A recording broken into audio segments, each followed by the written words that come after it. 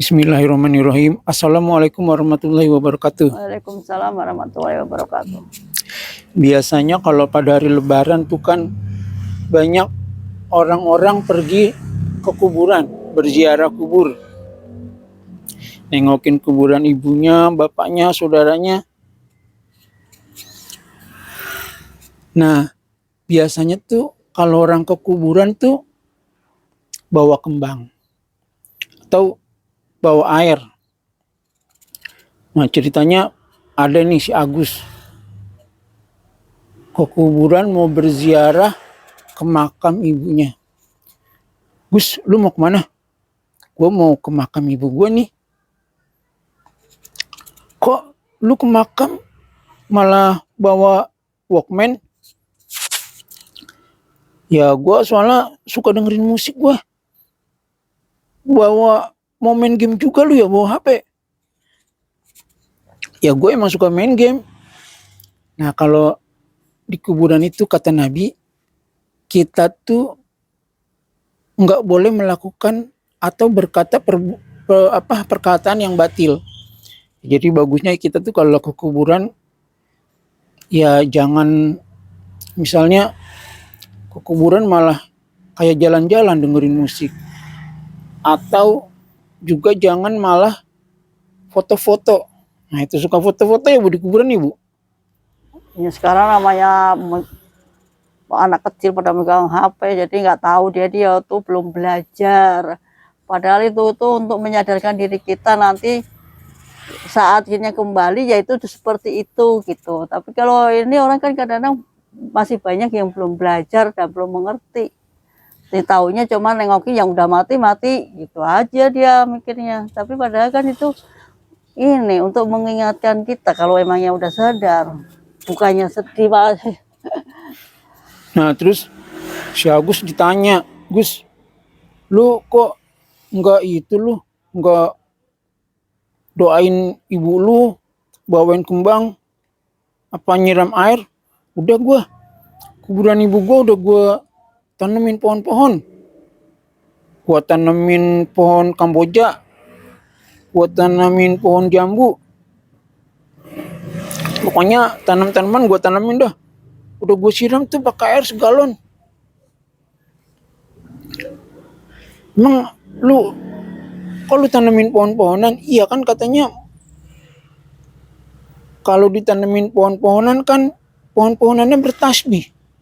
Jadi gue udah nggak usah doain lagi, gue udah didoain sama pohon-pohonan. Nah itu bukan begitu. Jadi begini, dulu Nabi itu pernah lagi berjalan terus melewati 2 buah kuburan. Nah terus Nabi mendengar orang yang di dalam kubur itu lagi disiksa. Terus Nabi mengambil pelepah kurma dibelah 2. Yang satu ditancapkan di kuburan yang satu, yang satunya lagi ditancapkan di kuburan yang kedua. Nah terus ditanya sama sahabatnya, kenapa kok Nabi melakukan hal itu? Terus kata Nabi, aku berharap agar penghuni kubur ini diringankan siksanya selama pelepah kurma ini belum kering. Jadi Nabi berharap bahwa siksa orang yang di dalam kubur itu diringankan selama pelepah itu belum kering. Jadi yang menyebabkan peringanan siksa orang yang di dalam kubur itu bukan pelepah kurma, bukan, tapi syafaat Nabi atau doa Nabi. Nah, pelepah kurma itu sebagai pembatas aja, jadi pembatas bahwa syafaatnya Nabi itu hanya sebatas selama pelepah kurma itu masih basah. Jadi bukannya pelepah kurma itu mendoakan orang yang udah meninggal, bukannya begitu. Bukannya kalau kita nanam pohon-pohonan di atas kuburan itu jadi didoain sama pohon-pohonan itu sehingga kita nggak usah doain lagi, bukan begitu. Bukan berarti kalau kita tanam pohon-pohonan misalnya pohon Kamboja atau pohon jeruk atau pohon apa, maka selama ada pohon di situ, orang yang di dalam kubur nggak akan disiksa. Bukan begitu. Jadi maksudnya Nabi itu adalah agar penghuni kubur itu diringankan siksanya sekedar selama pelepah kurma itu belum kering. Nah, kenapa kok Nabi nggak menanam pohon aja kalau gitu biar lama keringnya? Nah, karena kan kalau yang berhak menyiksa, berhak yang menghukum itu kan Allah. Nah, Nabi kan nggak berhak mencampuri urusan Allah, tapi Nabi hanya berharap sedikit harapan agar supaya memohon sama Allah supaya diringankan sekedar sampai pelepah kurma itu kering. Kan artinya tuh nggak lama. Jadi jadi Nabi itu sekedar berharap kemurahan Allah, hanya sekedar sampai pelepah kurma itu kering. Nah, terus bagaimana kita bolehkah kita mencontoh Nabi? Boleh. Terus kalau kita menaruh pelepah kurma di atas kuburan, apakah itu bisa membantu orang yang udah meninggal? Ya, kita tuh dengan kita mengikuti sunnah Rasul, kita berharap bahwa Allah juga memberikan syafaat Nabi itu kepada orang yang udah meninggal, karena kita mencontoh sunnah Rasul. Karena kita mencontoh sunnah Rasul itu, mudah-mudahan Allah memberi keringanan. Jadi nggak apa-apa kita mencontoh sunnah Rasul itu, karena itu emang dilakukan oleh Rasul. Nah, terus ada orang bilang begini, lo kan dulu Nabi itu yang dicontohkan pelepah kurma, bukan kembang. Nabi kan nggak pernah nabur kembang di atas kuburan. Ya betul. Tapi pelepah kurma itu kan sebagai kiasan aja. Jadi sebagai kiasan batas waktu keringanan permohonan syafaatnya Nabi. Nah, artinya kita juga bisa mengkiaskan pelepah kurma itu dengan tanam-tanaman yang lain, misalnya kembang. Jadi kalau kita nabur kembang itu nggak apa-apa asal kita niatnya mengikuti sunnah Nabi. Kita mengikuti sunnah Nabi bahwa Nabi itu dulu menaruh pelepah kurma di atas kuburan. Jangan kita niatnya macem-macem. Ini kuburan gue kasih kembang nih, biar supaya jin pada datang, biar supaya gue dapet rezeki. Gue kasih kembang nih, kembang 7 kembang nih, kembang melati, kembang mawar, kembang apa. Nah, itu nggak boleh begitu. Kalau tujuannya udah begitu nggak boleh. Tujuannya harus karena Allah, karena mengikuti sunnah Nabi. Nah, kalau niatnya udah beda, ya jadi salah. Nah, terus bolehkah kita menyiram air di kuburan? Itu boleh. Kenapa boleh? Karena Nabi dulu waktu anaknya dia meninggal, Nabi kan dulu punya anak namanya Ibrahim. Bukan Nabi Ibrahim, bukan. Cuma namanya sama Ibrahim, anaknya Nabi Muhammad. Masih kecil meninggal. Terus Nabi menyuruh sahabatnya untuk menyiram air di atas kuburannya. Jadi kita menyiram air di atas kuburannya nggak apa-apa. Asal kita niatnya mengikuti sunnah Nabi. Jangan niat yang enggak. Ini kuburan nih, gue siram nih, biar banjir. Atau biar gue dapat berkah. Atau niat-niat yang lain deh yang nggak bener. Nah, itu nggak boleh. Kita tuh harus niatnya karena mengikuti sunnah Nabi. Jadi kita menyiramkan air itu nggak apa-apa. Nah, terus kadang-kadang orang kan kalau di kuburan baca Yasin, baca Al-Quran. Baca Yasin di kuburan itu Malah kadang-kadang sholat di kuburan. ya, sholat kuburan atau susah, maksudnya baca Yasin tuh kalau orang mau ziarah pada ya bawa itu Yasin, bunga gitu segala. Nah, kalau yang dicontohkan Nabi nggak begitu. Jadi kita tuh mencontoh aja apa yang dicontohkan Nabi. Kalau emang mau doain orang yang udah meninggal, ya silakan doain. Meskipun baca Yasin, baca Al-Quran itu nggak dicontohin, ya sebenarnya nggak apa-apa sih. Nggak ada larangannya juga. Nggak ada larangannya juga. Tapi yang penting tuh kita niatnya emang mendoakan. Kita niatnya tuh karena Allah. Jangan kita seperti kayak tadi misalnya baca Yasin supaya dapat berkah. Aduh, Bu, saya nih Bu, hidup susah nih Bu, miskin. Misalnya sama kuburan nih, ini ibunya di atas depan kuburannya ibunya udah meninggal nih. Pak, saya nih hidupnya susah nih, saya bacain Al-Fatihah, saya bacain Yasin. Apa supaya rezeki saya lancar, supaya hidup saya tenang. Nah itu nggak boleh begitu. Jadi kita tuh nggak boleh mengharapkan apapun sama penghuni kubur. Kita hanya bisa berharap sama Allah.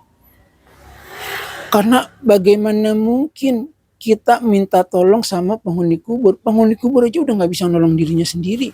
Apalagi nolong orang lain. Nah itu jadi kita nggak boleh berharap-harap.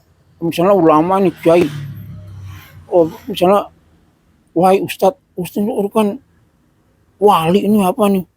Tolong dong saya dikasih berkah supaya murah rezeki. Nah itu nggak boleh begitu. Kita tuh cuma boleh mendoakan. Nah itu karena apa? Karena orang yang udah meninggal itu mereka itu mengharapkan doa dari yang masih hidup. Bukannya malah sebaliknya, bukannya malah kita yang malah mengharapkan dari orang yang udah meninggal. Nah itu nggak boleh begitu. Nah jadi kalau kita sekedar menabur kembang, sekedar menyiram air, itu nggak apa-apa. Yang penting niatnya benar karena mengikuti sunnah Rasul. Tapi Yang kalau pertama niat. nah terus gimana kalau nanam pohon? Nah nanam pohon tuh nggak dicontohkan sama Nabi ya. Jadi kalau menurut saya sih nggak usah lah nanam pohon. Buat apa juga? Kalau misalnya ada orang berpendapat bahwa oh nanam pohon biar supaya pohonnya mendoakan yang udah meninggal. Nah itu nggak begitu. Nggak begitu. Jadi nanam pohon di atas kuburan orang yang meninggal menurut saya sih nggak ada manfaatnya. Kalau kita nabur kembang atau kita nyiram air itu kan kita dengan niat mencontoh Nabi dengan harapan sekedar bisa diringankan sedikit aja, sekedar sampai bunga itu atau pelepah kurma itu kering, sekedar berharap sedikit sama Allah. Nah tapi kalau kita pengen berharap banyak, pengen supaya ahli kubur ini diselamatkan dari siksa, supaya nggak disiksa, supaya dibebasin dari dosa-dosa, caranya bukan nanam pohon segala macam pohon ditanam di atas kuburan, bukan. Caranya ada, caranya itu dengan cara kita mendoakan. Jadi kalau kita mendoakan, terutama anak yang soleh, kalau mendoakan orang tuanya, kalau misalnya dikabul sama Allah, itu bisa diampunin itu dosa orang tuanya. Nah kita jadi, karena apa? Karena kalau anak yang soleh itu, dia itu nilai ibadahnya itu bisa beratus-ratus atau bisa beribu-ribu kali dibanding nilai ibadah orang yang gak soleh. Kenapa begitu? Karena Nabi bersabda begini, janganlah kalian mencela sahabatku, karena sedekah kalian meskipun sebesar gunung Uhud belum tentu bisa menandingi sedekah sahabatku meskipun hanya setengah dirham. Kata Nabi begitu. Jadi sedekahnya kita itu enggak ada apa-apanya dibanding sedekahnya sahabatnya Nabi. Jadi perbandingannya sedekahnya kita sebesar gunung Uhud itu belum tentu bisa menandingi sedekahnya sahabat Nabi meskipun cuma setengah dirham. Kenapa? Karena sahabat Nabi itu orang yang soleh, orang yang ibadahnya ikhlas. Nah jadi begitu juga kalau anak soleh dibandingin anak yang gak soleh, itu dia ibadahnya, doanya tuh bisa berlipat-lipat kali lebih dikabulkan Allah daripada anak yang nggak soleh. Kenapa begitu? Ya karena dia soleh. Nah tapi juga bukan berarti anak yang nggak soleh, gue nggak soleh, gue nggak usah doain orang tua. Jangan begitu. Anak yang nggak soleh juga semestinya mendoain orang tuanya, mudah-mudahan sedikit demi sedikit lama-lama jadi soleh. Nah itu. Terus apalagi selain mendoakan orang tua, supaya kita bisa membebaskan orang tua kita nih dari dosa, dari siksa kubur. Kalau kita pengen lama ya, kalau kita cuma menabur bunga itu kan cuma sebentar doang. Sampai dia itu udah kering, misalnya disiksa, udah kering ya disiksa lagi. Nah, supaya kita kan pengennya terus nih, kalau bisa selamanya. Nah, caranya bagaimana? Caranya tadi satu doa. Terus cara yang lain apa? Cara yang lain itu menghafal Al-Quran. Jadi kalau orang nih punya anak, anaknya tuh hafal Al-Quran, nanti orang tuanya itu di akhirat dikasih mahkota. Mahkota dari cahaya. Nah nanti orang tuanya tuh kaget. Kenapa kok saya dikasih pakaian sebagus ini? Kenapa kok saya dikasih mahkota? Terus katanya, karena anak kamu hafal Al-Quran. Nah itu jadi kalau kita pengen orang tua kita tuh bebas dari siksa, selamat dari siksa, itu salah satunya hafal Al-Quran. Nah terus kalau nggak hafal Al-Quran gimana? Duh gue jangankan hafal Al-Quran nih, baca aja kagak lancar gue, belum bisa. Nah kata Nabi, kalau kita tuh baca Al-Quran, yang penting kita berusaha. Kalau kita baca Al-Quran tuh terbata-bata, itu kita dapat 2 pahala. Nah terus gimana caranya menghafal Al-Quran kalau baca aja belum lancar? Ya udah hafalin sebisanya aja. Yang penting kita niat mau menghafal Al-Quran, kita niat menghafal dari surat-surat yang pendek aja dulu. Kalau nggak bisa ya udah sebisanya. Mudah-mudahan dengan kita berusaha menghafal sebisanya kita, mudah-mudahan kalau kita meninggal nanti Allah tetap memberikan pahala menghafal Al-Quran sama kita dan tetap menyelamatkan orang tua kita dari neraka. Mudah-mudahan begitu. Nah terus apalagi tuh yang bisa menyelamatkan orang tua kita dari siksa? Yaitu patuh sama suami. Jadi dulu ada seorang perempuan, dia tuh ibunya udah sakit parah. Terus dibilangin, misalnya namanya Fulanah ya, wahai Fulanah, ibu kamu lagi sakit parah, cobalah tengokin ibu kamu tuh, jenguk, udah sakit parah, dia pengen ketemu. Terus kata si Fulanah, maaf saya nggak bisa menjenguk orang tua saya karena suami saya lagi pergi. Sedangkan suami saya itu berpesan agar saya jangan keluar rumah sebelum dia pulang. Nah udah nih utusannya pergi. Nah terus beberapa hari kemudian utusan ini datang lagi. Wahai Fulanah, ibu kamu udah meninggal. Tolonglah kamu jenguk ibu kamu. Artinya tuh untuk yang terakhir kali kamu jenguk ibu kamu sebelum dikubur. Terus kata Fulanah tetap begitu. Maaf saya nggak bisa keluar rumah karena apa? Karena suami saya berpesan agar saya tetap di rumah. Nah akhirnya utusan ini pulang. Nah akhirnya Fulanah ini dia ini dicela. Wah ini Fulanah ini anak durhaka. Ibunya sakit nggak mau datang. Ibunya pengen ketemu nggak mau datang. Sampai ibunya meninggal pun nggak mau datang.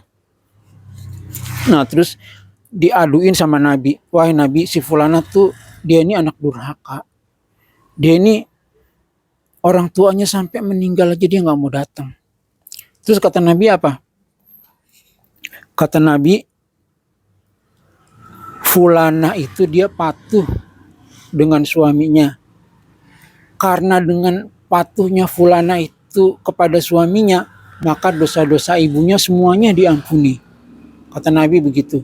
Nah itu jadi kalau kita pengen dosa kita pengen dosa orang tua kita diampuni, salah satunya kita tuh patuh sama suami.